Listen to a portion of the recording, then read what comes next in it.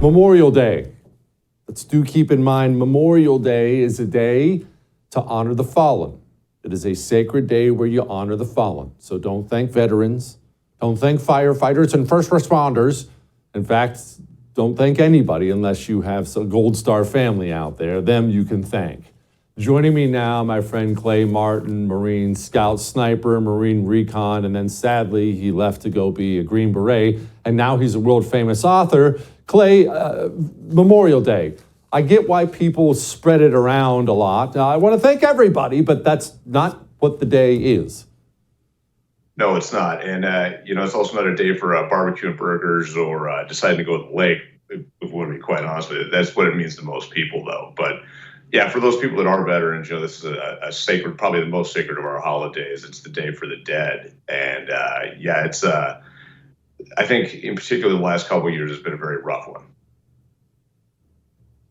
Why? Particularly since the debacle of the withdrawal from Afghanistan, I think the Memorial Day has hit most of us veterans from the GWAT at least a little harder. And maybe there's something that our Vietnam brothers always kind of dealt with on this holiday. But just seeing again the surviving Marine that could have stopped that bombing at the airport. And the 13 Marines that unfortunately died when they didn't have to, it kind of takes us to a different place and kind of makes us think, I think, in that all the casualties of the war that we fought in a different manner. Who's Jason Gordon Maxwell? Jason Gordon Maxwell, and it's funny with Memorial Day also, we tend to, especially those of us from this war, we tend to remember the guys that died in combat. But people that often get overlooked at this time is the Marines, the soldiers, sailors that died in training. Jason Maxwell was larger than life kind of dude. He was actually my partner in the amphibious reconnaissance course. We were the two biggest guys there. We were the only guys close to 200 pounds, which meant we had to carry each other all the time. We were swim buddies because we were the same size. And Jason, if I remember correctly, was actually the honor graduate of our class. So he got choice of assignment and went straight to 2nd Force Recon as a Lance Corporal. He was also one of the first Marines into Afghanistan with that, I forget which MEU it was, but the MEU that showed up in November-ish of 2001. He was with them, so one of the very first Marines into Afghanistan. And then tragically, he died actually in a training accident. He actually burned into the DZ at Halo School in 2003 while I was a Special Forces selection. And I guess it had been about a week. We didn't find out. We were kind of isolated there until selection ended and found out about it. And that was just, one of the greatest tragedies of my life, just that he went out in a training accident. And really kind of at the beginning of his career too, already has such a spectacular career that he was allowed to be buried in Arlington, but yeah, just a giant of a man. And that's kind of the way things go sometimes.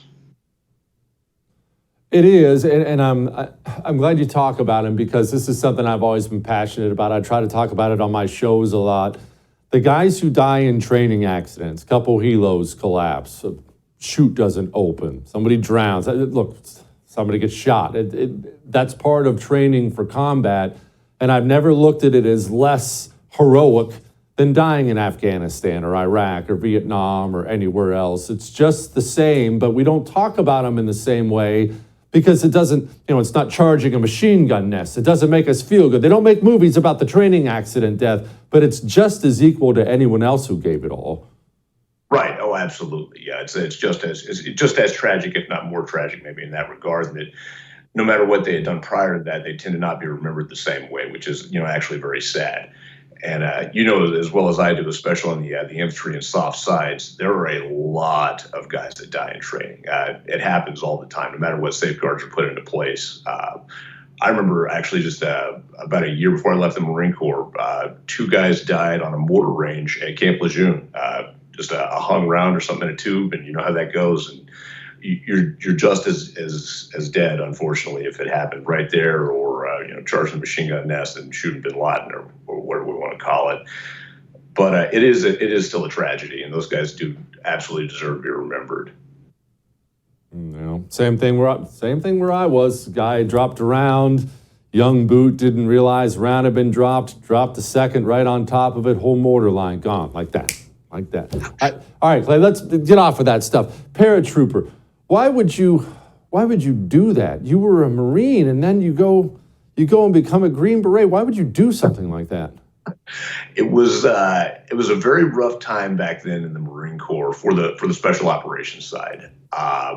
Things were not going super great for us as the war kind of unfolded, and it was actually a bit of a protest. Actually, some insane amount of the Force Recon and Recon Marines left, like 60% after 2003, and that was actually the impetus. Why?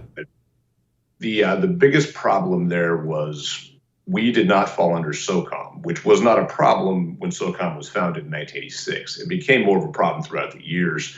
So by the time the war on terror started, we were really kind of getting sidelined because we didn't have any generals wearing our colors that were fighting for us.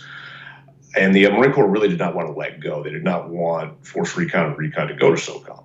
They wanted to retain those assets. So it took that level of protest for their hand to kind of be forced, and they formed MARSOC, and it took a couple of years, but now those guys are under the umbrella.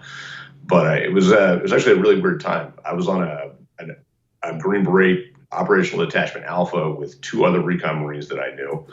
I was a selection with like 7 of them. And actually many years later, back to Jason, when I finally went to Halo School, it was like 6 years later. I went with another guy, another teammate of mine that was also a reconnaissance Marine. And while we were there, we met up with a friend of his that had been a Recon Marine that was on his BUDS instructor rotation. So it was just kind of a weird full circle thing with how many of us left and kind of why we had to do so.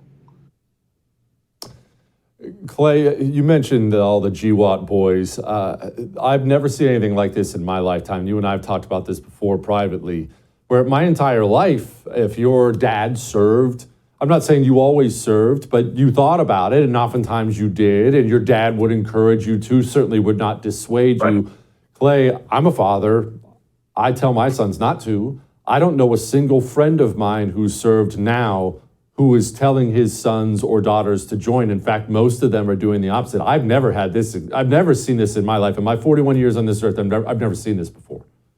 I haven't either. Honestly, the only people I ever saw that encouraged their sons not to join were people whose fathers were draftees for either Vietnam or Korea. My own grandfather was supposed to be drafted for Korea and ended up enlisting in the Air Force instead. And he was very anti-military because of that. But pretty much everybody else, they looked at it as a good thing. In fact, a lot of draftees ended up looking at it as a good thing because of the way it changed their life for their sons. So I've never seen anything like this either. And we're talking, full scale. And I'm in the same boat. I have 2 young sons, and there's no way that I would encourage them to join this military. And I talk to friends all the time that say the same thing. Things are so distraught with leadership right now in the direction things are heading. One, I don't see any moral character to what we have left in a lot of ways to a military.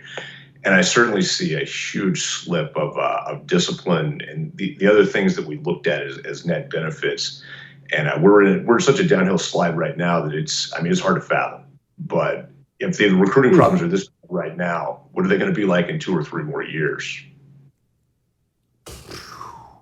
Clay Martin, obviously I know all about your books. I love the fictional book, Wrath of Wendigo, but I would go purchase all of his books, Concrete Jungle, all of them. They're all outstanding. Clay, I appreciate you, brother. I appreciate you too, Jesse. Thanks, brother. I have great news. If you enjoyed that, I have a YouTube channel you can subscribe to. Whatever I do, it'll be right there on YouTube, so go subscribe today.